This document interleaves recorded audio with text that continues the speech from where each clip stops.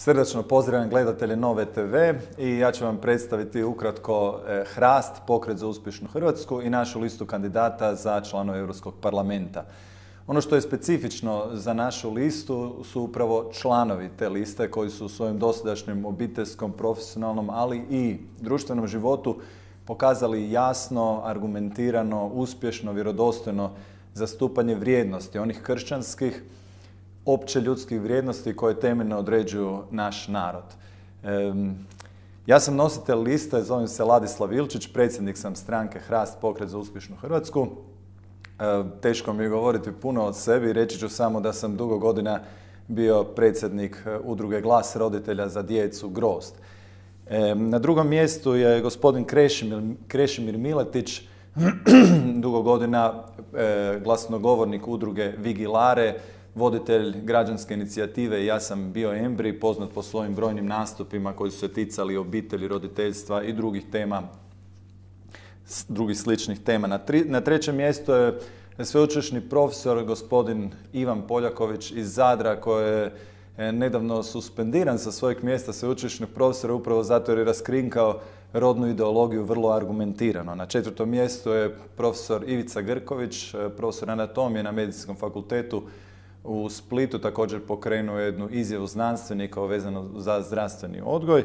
Na petom mjestu je naš poznati književnik Hrvoje Hitrac, o kojem neću puno govoriti, dovoljno je reći Smogovci.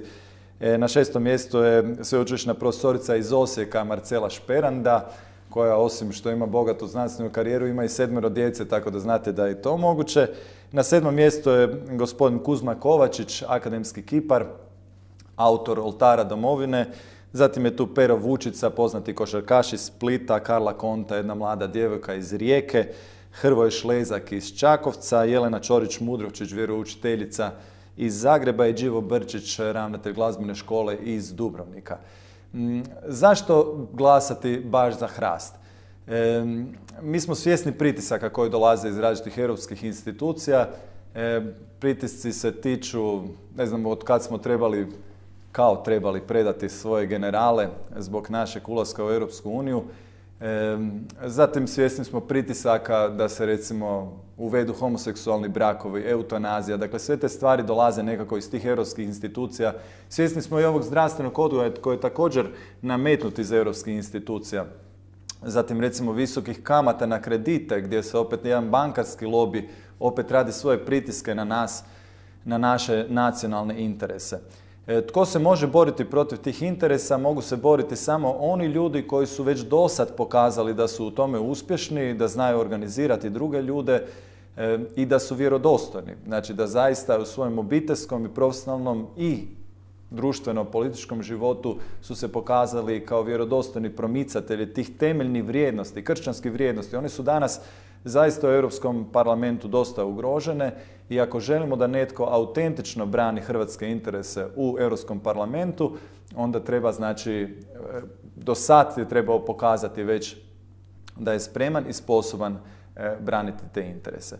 Mi želimo Europsku uniju kao uniju savez, kao savez samostalnih država, dakle u kojoj će se Hrvatska poštivati. Mislimo da možemo doprinijeti ne samo da mi kao Hrvatska izvučemo što više novaca iz pristupnih i kasnije fondova europskih za Hrvatsku, nego da možemo pomoći da se Europa zajedno vrati onim temeljima, poštenim kršćanskim temeljima i da, dakle, zajedno možemo doprinijeti izlasku iz ove gospodarske krize u koju su nas uveli opet neki drugi lobiji koji ne žele dobro niti Europi niti našim državama.